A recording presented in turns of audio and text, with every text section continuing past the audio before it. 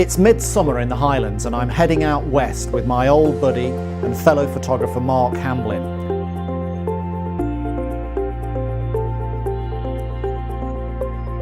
A couple of hours drive and a short ferry hop and we're in some of the wildest, most rugged country in Scotland, the most westerly point on the British mainland, Marten. We've been told of an isolated stalker's cottage where we can reasonably expect to see what is ordinarily a nocturnal animal.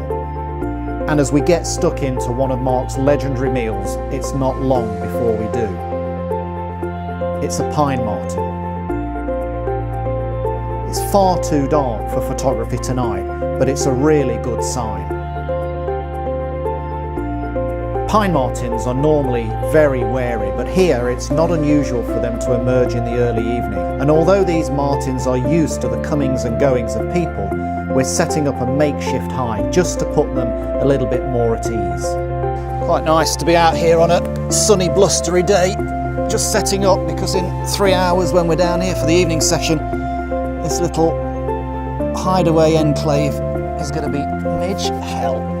On the very first evening we get lucky and a marten turns up very early, allowing us to grab a few portrait images. But as the wind drops and the sun sets, we're joined by a few other local residents.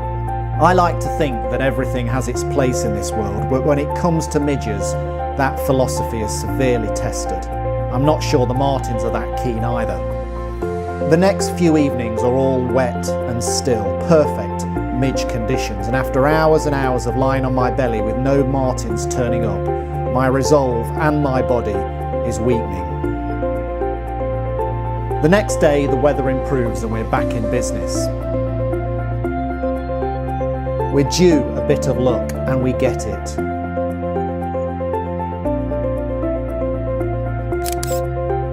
It's clear that the martens here are used to being tempted by food left out for them. And that has worked in our favour in terms of being able to get the animals pretty much where we want them. But all of these images are to some degree staged, managed, and by the end of our stay, the limitations of the garden setting is starting to get a bit frustrating. What I really want to do is to show pine martens in their natural habitat, and that brings a whole new set of challenges.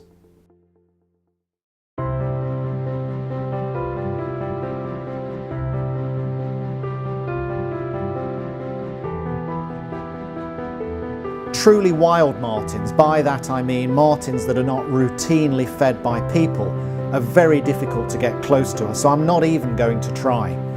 I've been leaving out a few raisins in this forest for several weeks now, and I know that pine martens are active. Now I need to try and secure some images using a camera trap. The advantage of this setup is that I can use a wider lens to put the animal in context, to show the relationship between pine martens and the forest.